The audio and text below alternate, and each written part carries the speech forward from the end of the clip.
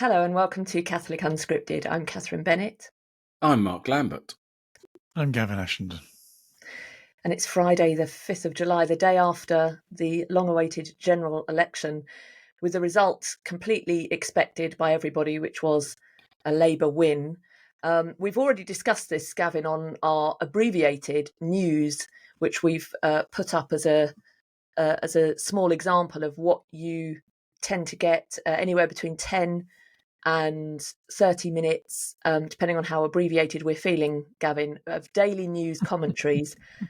Whatever's coming in into the news, mainstream news or Catholic news, we just meet every day and have a 10 to 20 minute chat about it. And then that goes out via link to your email inbox if you are a silver or gold member. So do please check out the website, catholicunscripted.com, pick up a membership. And if you'd like to hear some commentary from the wonderful Dr. Gavin Ashenden, and you also get some member blogs from Mark Lambert. So it's well worth it. I have to say, admirably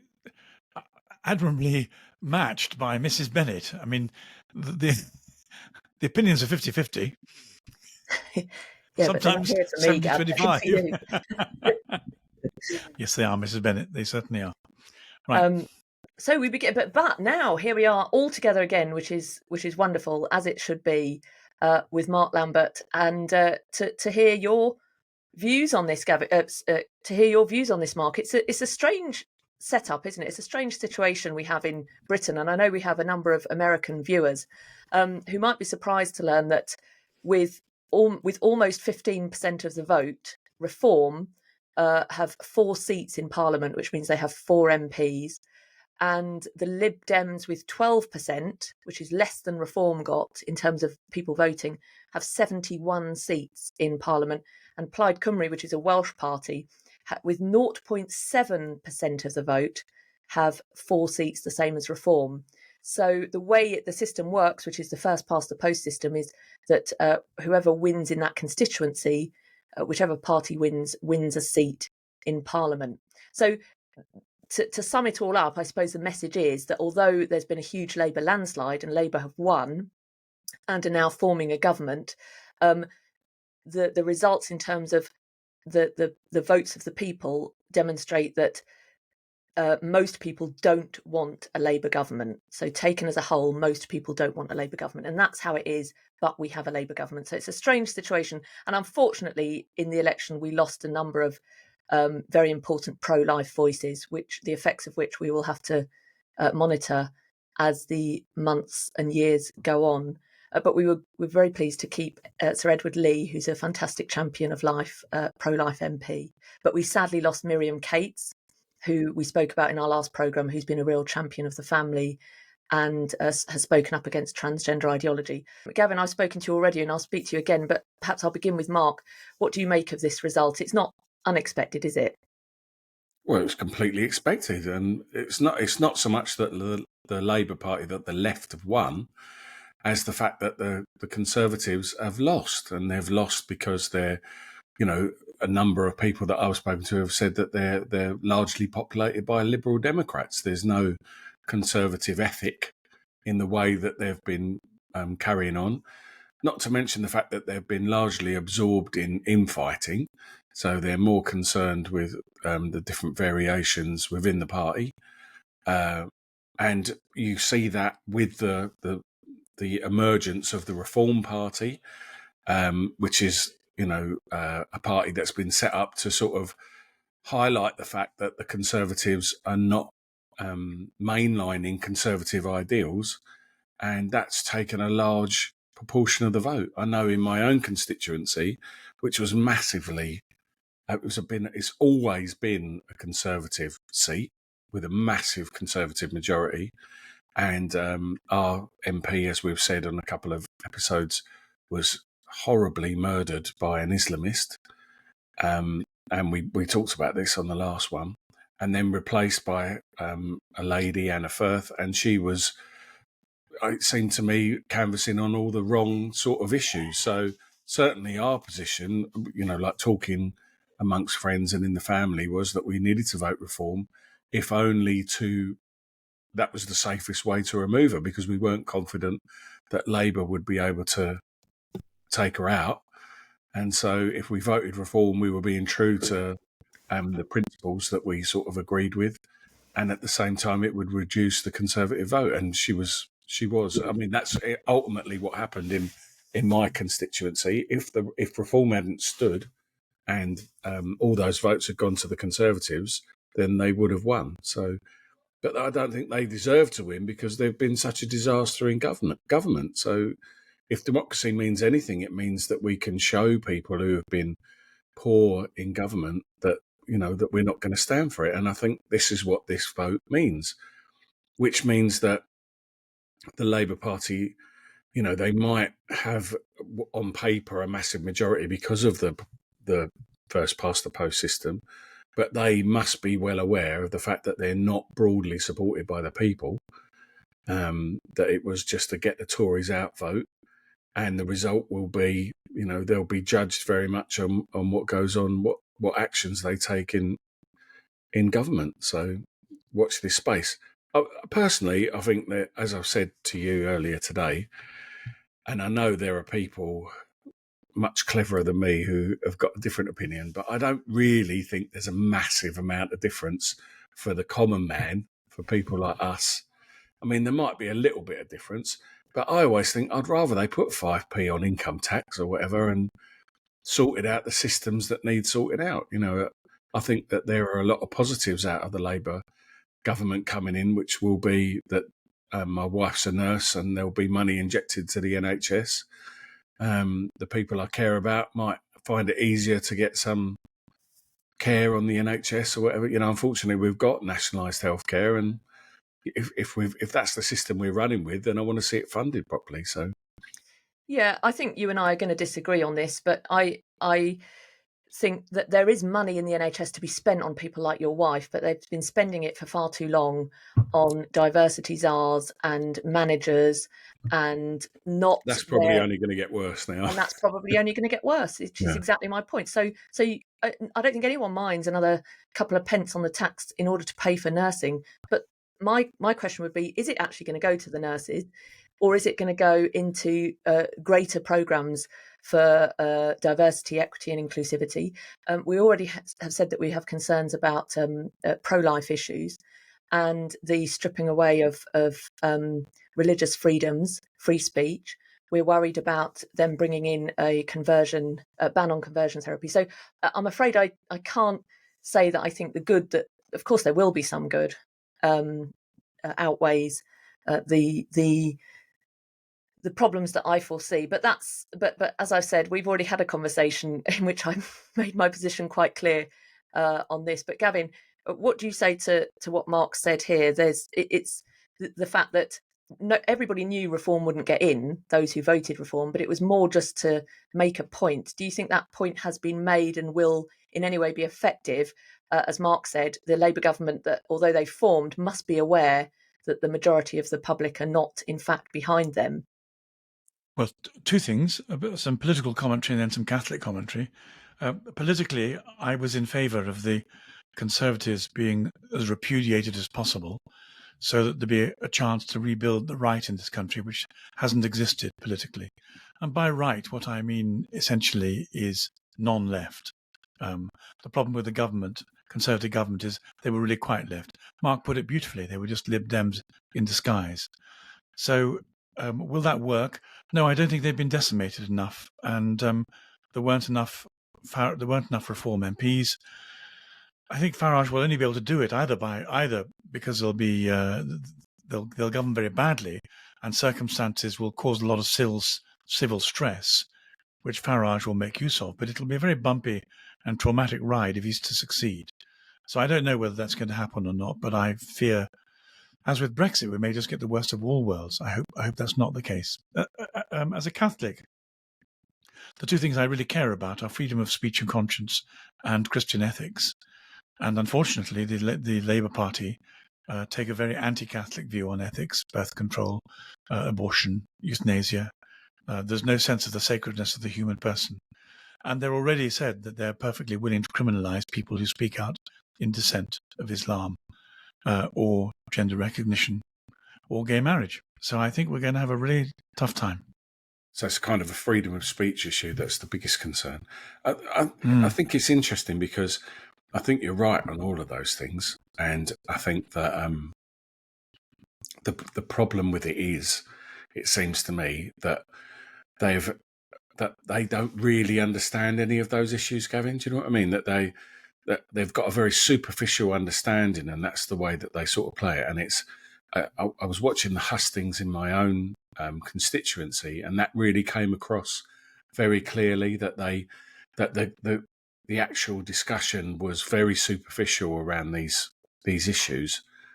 And again, I come back to the fact that our bishops who push, the Catholic bishops who push a left-wing agenda, like that seamless garment thing that we've talked about before, where they're saying, it's very, very clear, isn't it, in this campaign where the bishops have been saying, vote for the weakest member and, for feeding people and for, poverty and families and that sort of thing.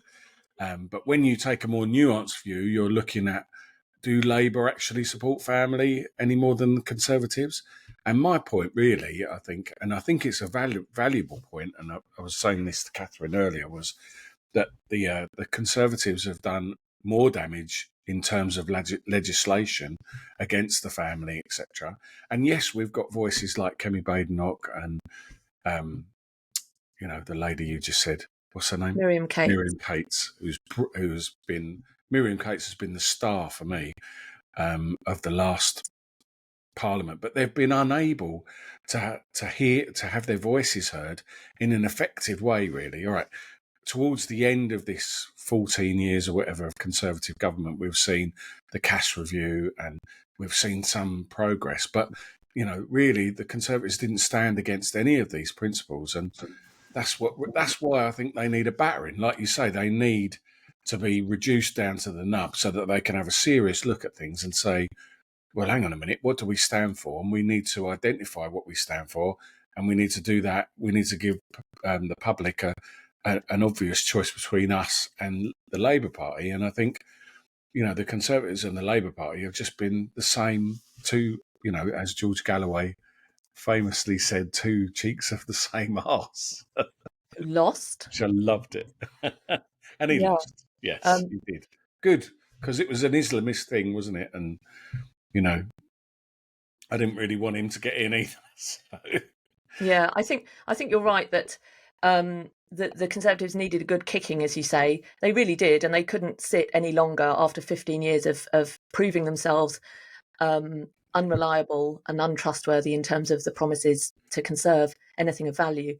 But I hope now, when they're choosing their new leader, that they don't rush to it or think that because of Labour's win that they have to go to the centre ground. Because I think, if anything, the way the popular vote worked out, what they need to do is pick up those people concerned about immigration, those people who you might say are more on the right, who have these concerns about family and community, and are worried about the progressive moves on the left, and so are moving more to the right. And the problem is, you talk about old Labour, but Labour now isn't as Labour used to be. So I can understand those principles that the bishops might speak about, and concern for the poor, and all those kind of red left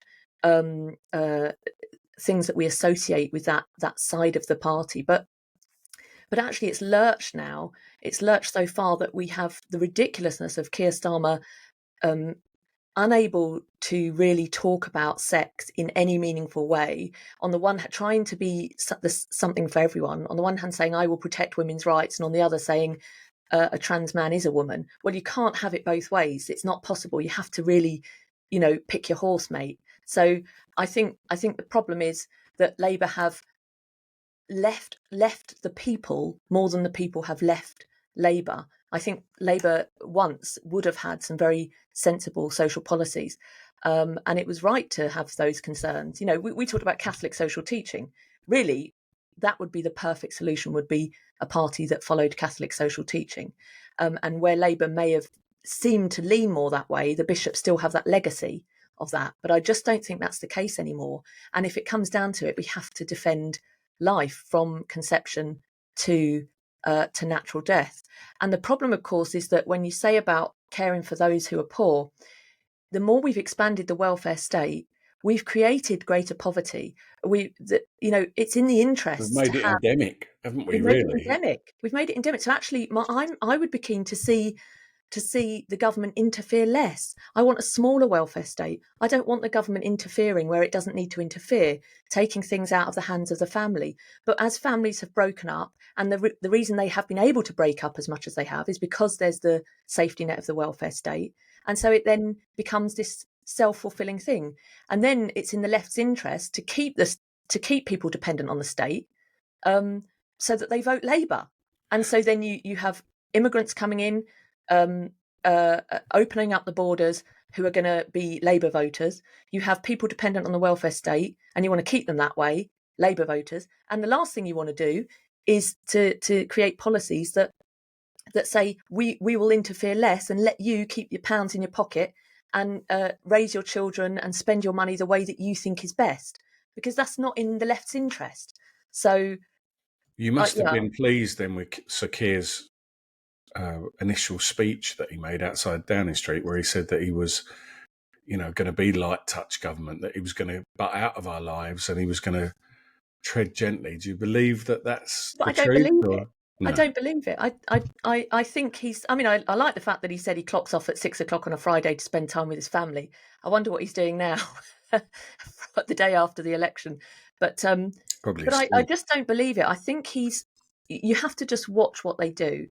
I think he's saying that because he can see that the huge amount of people because essentially he recognises he didn't get the popular vote. He got the number of MPs he needed, but he doesn't have the hearts and minds of the people, and so he's worried about that.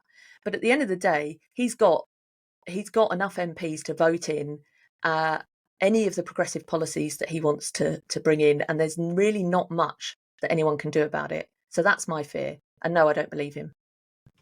Do you remember when Labour got in last time with the huge majority under Tony Blair, and on the day that they were elected, they changed the mechanism for the interest rate so that the Bank of England set it instead of the Chancellor on the first day, and that was one of a number of monumental changes. And we haven't seen anything. I was watching for something like that, that like day one they were going to do something really monumental, but they haven't done anything like that. Well, and the civil service under Blair's government. And the problem is you make these changes to make it more difficult for a right-wing government to ever form. And if you're in power long enough, there's every chance you can do that. The Conservative Party need to find a really strong leader and take their time about it. A leader who will recognise what the people in this country are crying out for. So and somebody Rishi said it. So Rishi said he's going to stand. Who do you think? Do you think he's going to stand, or who do you think is going to be in the running for the Tory leadership? I think he'll go. I kind of feel like, it was a bit. He wanted to leave when he called the election. Really, it was like get it over and done with, wasn't it? Mm. Well, I've said to Gavin in our news earlier, I'd love to see Kemi Badenoch. I'd love to have seen Miriam Cates, but she's lost her seat. But I don't know. I think David Frost is brilliant, but he's not allowed to stand as a parliamentarian. He's in the Lords now. Edward Lee's fantastic, but of course he's not leadership material. So, Gavin, what do you think? New Conservative leader? You're mute. You're mute. I was to save everyone from my heavy breathing. I'm conflicted because I want them to fail. I don't have any. I'm one of the people who feels very angry about the lack of competence and the lack of trust. And for the whole of my lifetime, the Conservative Party has been in a civil war between the dries and the wets, between Major's people and the bastards, and they failed to resolve it, or rather, they've resolved it in favour of the internal Liberal Democrats. I don't have any hope whatsoever that the culture of the Conservative Party will allow the people who've got the values we've been talking about today, which I think probably again we could talk about as emphasizing the family at the expense of the state instead of the state at the expense of the family. I think it's exactly what it is. So I don't have any hope at all that if they get themselves together, they will obviate the need for Nigel Farage and the Reform Party. I can't see a solution, but on the other hand, I don't think we're called to. I think the one things we're supposed to do is to agitate for Catholic and for Catholic values at a time when the whole of Europe is beginning to move away from both families and Christendom. So we're here to evangelize and to prophesy and to bear witness and to expose the deficiencies of the whole socialist utopian project, which pretends to be good for people, but is actually very bad for them. Yeah, and are you going to stand as a Reform MP, Gavin? After your viral tweet, after your viral... My son wrote to me telling me, "Dad, this is what you were doing." No, not at all. My passion is for the church. And I don't believe that... politics is very dirty. I don't believe you can stay in it and tell the truth. And I don't believe there are any political solutions. I mean, Katherine, you were quite right when you said earlier on the ideal situation is a state with a very light touch. Was it President Reagan who said the most chilling words are someone saying, "I'm from the government and I'm here to help"? Go on. Yes, because it can be demonstrated that a lot of policies a lot of interventions that have been made have actually harmed the very people that they were intended to improve the lives of. And the thing is, sometimes it necessarily follows that you would not want that to be known, and so there's all kinds of ways of trying to cover that up. And in any business, if you make mistakes and you learn from them and you set out to try things differently, it will benefit your business, and so that's a good thing to do. But in politics, it's not, because if you own up to mistakes that have negatively impacted the lives of millions of people, it means that you end your career in disgrace. So there's every interest in the opposite, in covering it up and making sure no one finds out.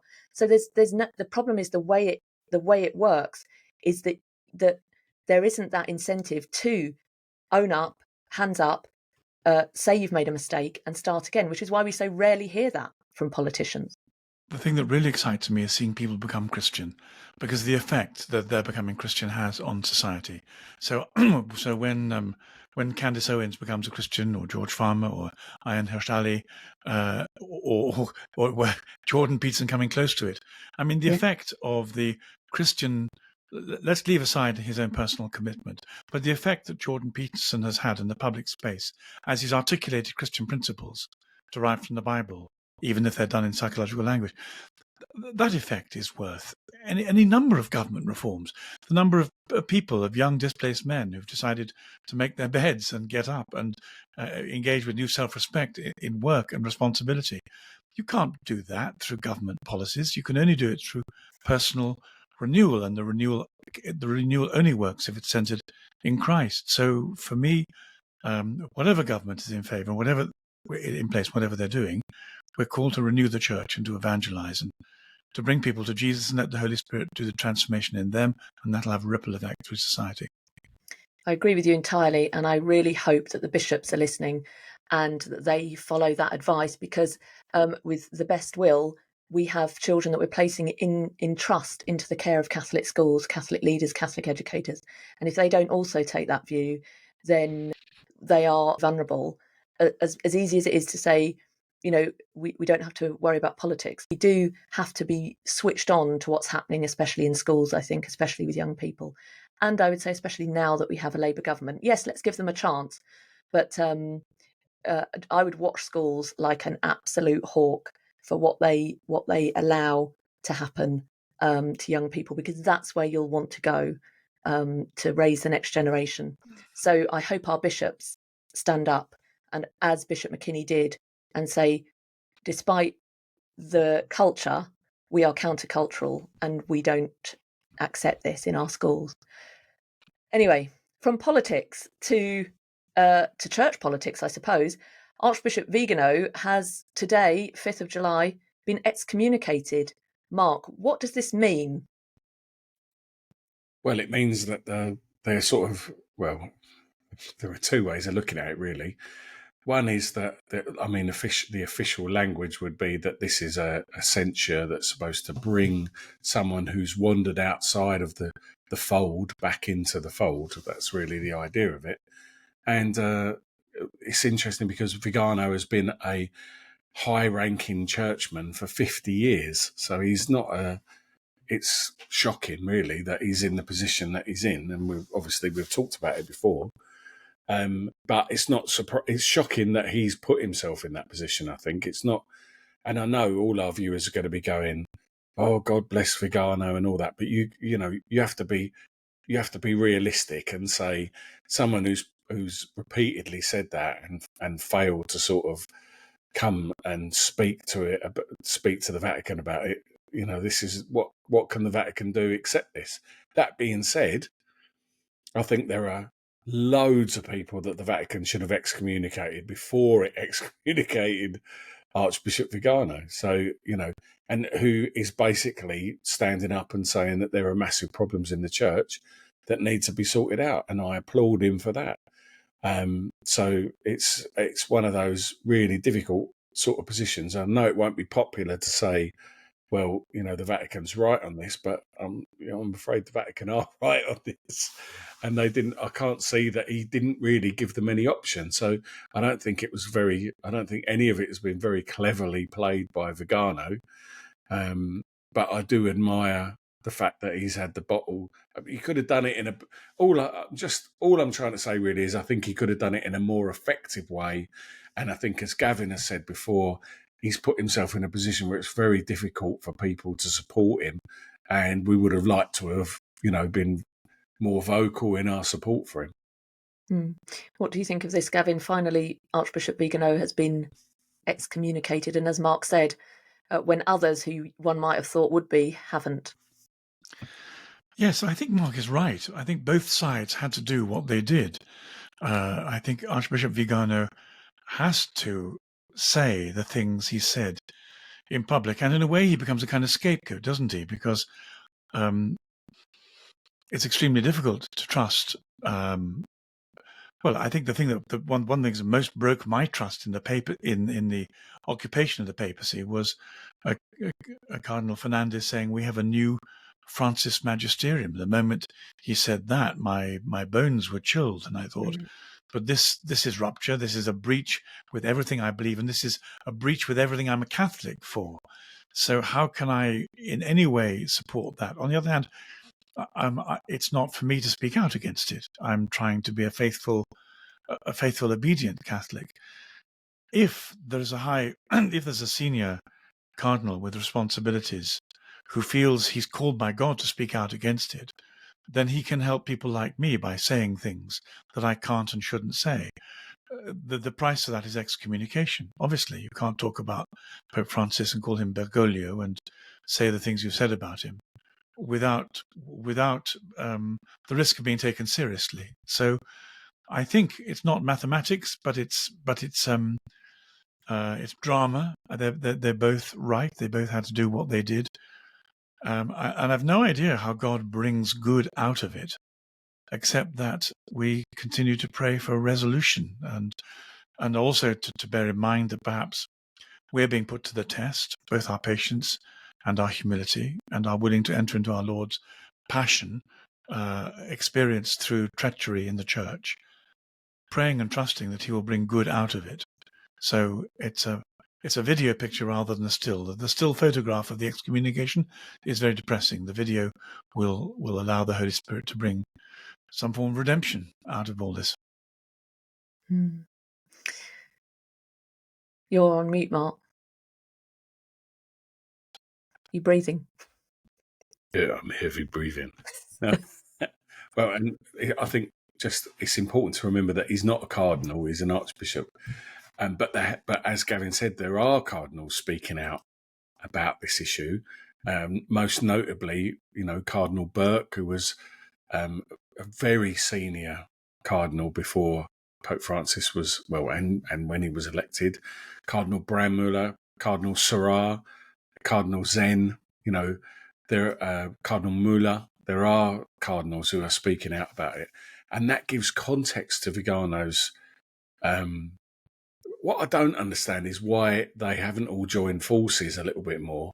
Why Vigano is so out on his own and sort of doing his own thing. And you kind of think it would make more sense and be a more effective opposition, a more effective sort of questioning if they were a bit more united in that.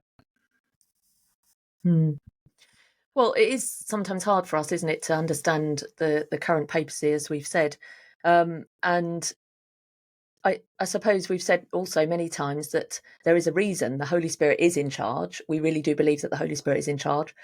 And you look at some bad popes, most notably a very, very bad pope in Benedict the Ninth, who I think arguably bought his, or was the papacy was bought for him a couple of times. And then the Gregorian reforms that came after that in the 11th century. And this was a kind of, this light that was then shed in these sort of reforms of the clergy and this conciliar approach was a result of that, a direct result of that. So the good that comes from the darkness that we see, we understand that that's the Christian story, don't we? We understand that on the road, on the Via Dolorosa, everything looked like the devil had won. Nailed to the cross, everything looked like the devil had won. Laid in a tomb, the devil has won. You couldn't think much worse than that. And then 3 days later, we have the resurrection. So that's the Christian story. Is yes, it doesn't matter how dark it gets, either in the culture or in the church. We know the battle has been won. We do have to just remain faithful and trust. And I think that doesn't mean that we say Pope Francis is impeccable. There's a difference between impeccability and infallibility. And I don't go along with people who say, well, you cannot ever criticize the Pope. You just have to say he's perfect. Otherwise, you're a Protestant, because that simply isn't the case. And that isn't how Catholics understand the infallibility of the papal office. Right. Good. Anything else?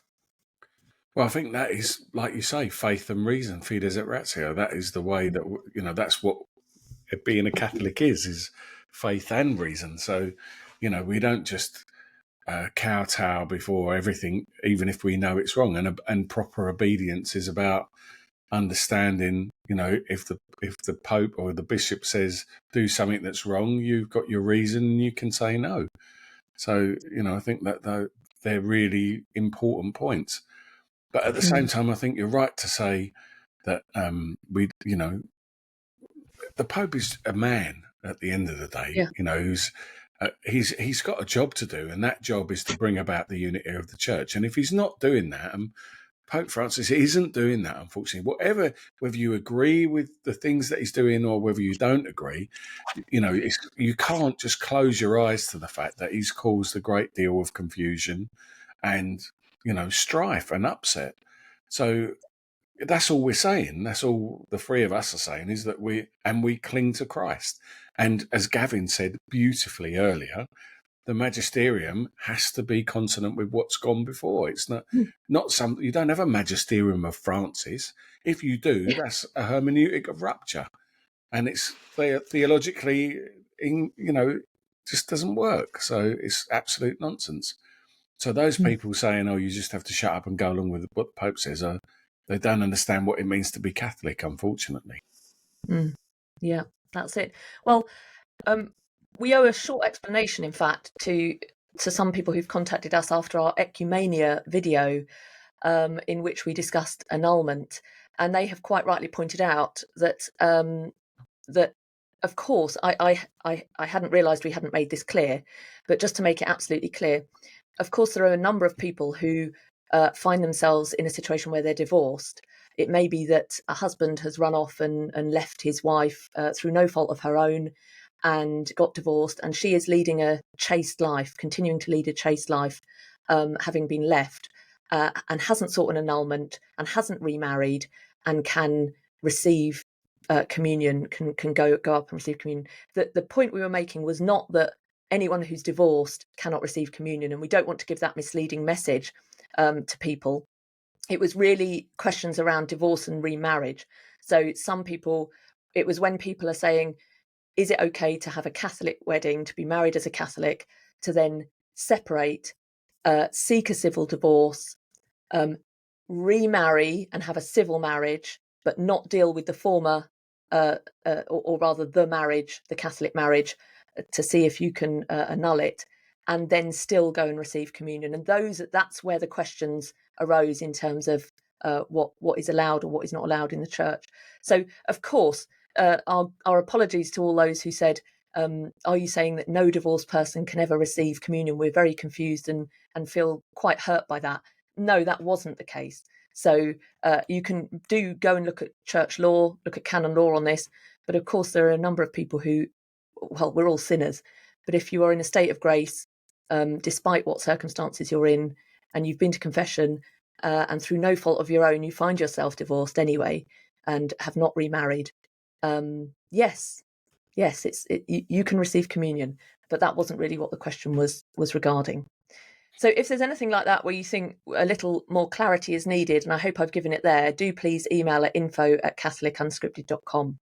We're not just spouting nonsense. We've got a little bit of a understanding of it, and we wouldn't say anything without checking it with the sources either. And we know what those sources are, having studied properly. So yeah, there is that. It's just that the nature of an unscripted program is that you don't always cover everything. So it's not that you've said the wrong thing, but that you've forgotten to say something else that may cause confusion. So yeah, there's that. Right. Thank you, Gavin. Thank you, Mark.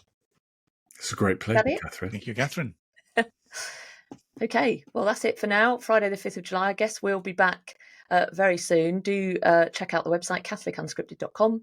Thank you for watching. For now, I'm Katherine Bennett. I'm Mark Lambert. I'm Gavin Ashenden.